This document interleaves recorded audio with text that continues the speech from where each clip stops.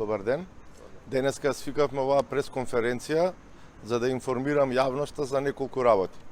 Прво, пред малку заврши редовното годишно собрание на регионалната асоциација на регулаторни комисии за енергетика, на која што добивме уште еднаш потврда за нашата работа и членката на регулаторната комисија за енергетика, господјата Андријана Нелкова Чучук, е избрана за член на председателството на оваа организација. Исто така и тројца наши вработени се пофалени и добија пофалници за нивната работа во рамките на работните групи во оваа организација. Инаку ова е организација во која што членуваат 34 земји од 5 континента, а денеска и Франција, односно регулаторното тело на Република Франција, се стекна со статус на наблюдувач, значи станува збор за една сериозна организација. Исто така во вторникот се одржа состанок на бордот на регулаторни тела на енергетската заедница, со кој што јас председавав, и повторно добивме уште една пофалба дека сме прва земја во регионот која што го номинираше својот пазарен оператор за електрична енергија за оператор на денот однапред, на ден однапред и исто така во текот на денот. Значи тоа добивме две сериозни пофалби во изминатиот период.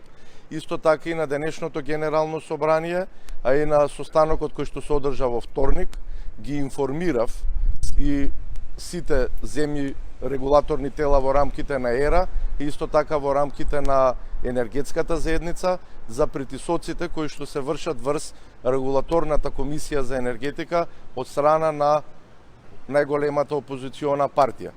Инаку и на по двата состанока од сите земји членки добивме поддршка да не подклекнуваме на притисоците и понатаму да продолжиме професионално, стручно и ефикасно да си извршуваме својата работа која што ни е предвидена со Законот за енергетика.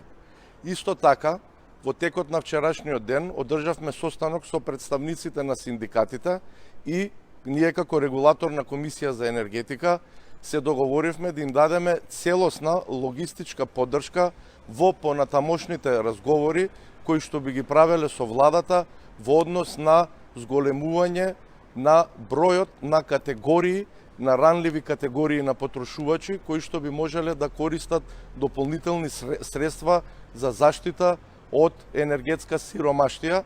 Во текот на наредната недела ќе одржиме уште еден состанок на кој што ќе бидат поканети и представници од невладините организации кои што протестираат, на кои што уште еднаш ќе ги презентираме нашите видувања како овој удар од зголемувањето на цената на електрична енергија би бил што е можно помал врз граѓаните и при тоа ние како регулаторна комисија за енергетика сме на став дека треба да се зголеми бројот на ранливи категории на потрошувачи кои што треба да добиваат соодветна помош за социјална заштита од енергетска сиромаштија и сите тие потрошувачи да бидат најдени. Вообичаено тоа ќе бидат како и досега веќе социјалните случаи кои што примаат помош, исто така ќе бидат и граѓаните кои што имаат проблеми заради постојната ковид криза.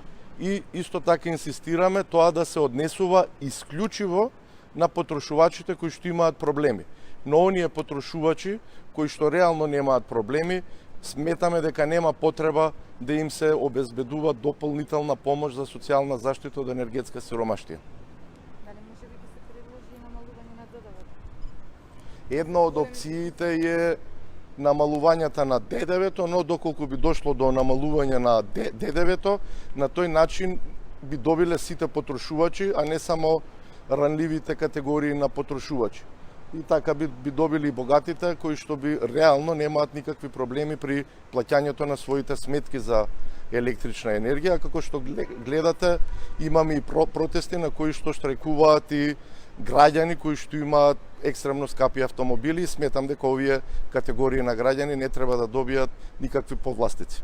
Има ли расположение кај владата односно вашиот предлог за намалување на ДДВ? Значи, во наредниот период ние ќе разговараме и со представници на владата, но најпрвин да ги доразчистиме некои прашања со синдикатите и со невладините организации кои што веќе се излезени на протести, при тоа го оставаме нивното право на протести да си го реализираат и да продолжи, но веруваме дека ќе изнајдеме заедничко прифатливо решение пред се за најранливите категории на потрошувачи.